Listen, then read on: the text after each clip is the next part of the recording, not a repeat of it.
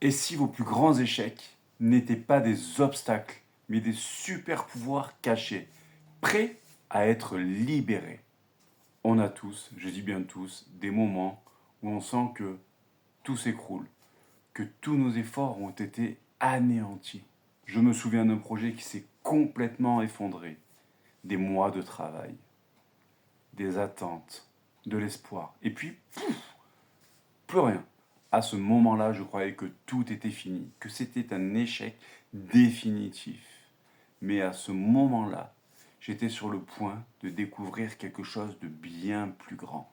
Et si chaque échec ne se contentait pas de vous apprendre une leçon, mais plutôt était le carburant qui vous propulse encore plus vite et plus fort vers vos objectifs. Dans cette vidéo, on va décortiquer votre défaite, révéler votre puissance cachée et vous donner une méthode claire, simplement pour transformer chaque revers en avantage stratégique.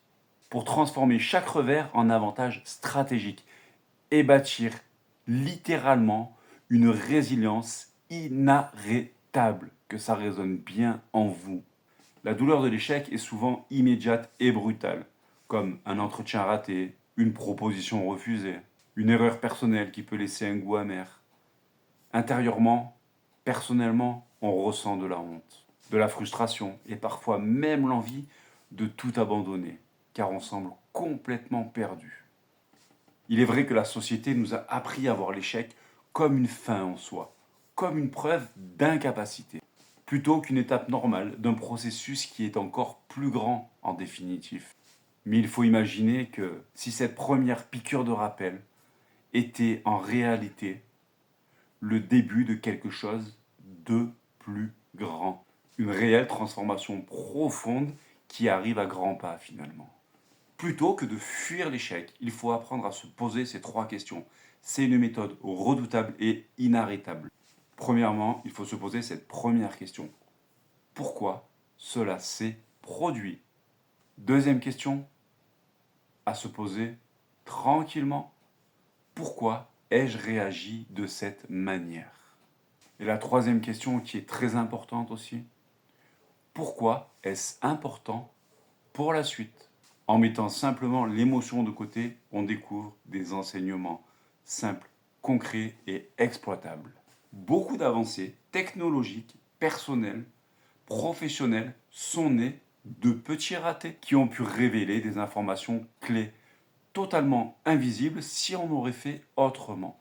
Alors il faut se dire que changer de perspective, de vision est essentiel. L'échec en soi n'est pas une faiblesse. Cela prouve que vous avez essayé, que vous avez pris un risque et surtout que vous avez appris une réelle leçon de tout ça pour vous rendre encore plus fort ou plus fort. Que ce soit pour n'importe quelle personne, que ce soit des plus grands, que ce soit des plus petits, des entrepreneurs, des particuliers. L'échec fait partie de la vie. C'est une leçon à apprendre. Les plus grands bâtisseurs vous le diront. Ils ont réussi parce qu'ils ont échoué, parce qu'ils ont compris, parce qu'ils ont analysé pour avancer et trouver enfin la bonne méthode. Pour renforcer cette dynamique, on peut même tenir un tableau de mental de résilience pour observer à quelle vitesse on se relève, ce qu'on apprend et est-ce qu'on progresse surtout. Avec le temps, chaque revers peut nourrir un véritable manuel de l'échec, comme une ressource vivante évolutive construite à partir de vos propres expériences. Les leçons tirées vont devenir du carburant stratégique pour votre objectif, pour votre communication, pour vos comportements envers les personnes, pour vos idées, pour votre clarté, pour bien d'autres choses. Ceux qui savent analyser leurs échecs prennent souvent une décision d'avance en mettant quelque chose d'innovant, plus solide et dans la durabilité du temps. Pour résumer, l'échec n'est pas le point final, c'est une boucle de croissance accélérée vers vos objectifs, vers vos idées, vers plus de clarté. Alors ce qu'il faut se dire aujourd'hui, c'est plus on l'accepte, plus on avance vite. La vraie question, c'est pas ai-je échoué, mais plutôt quel revers êtes-vous prêt à transformer aujourd'hui dans votre prochaine percée? C'est là la question.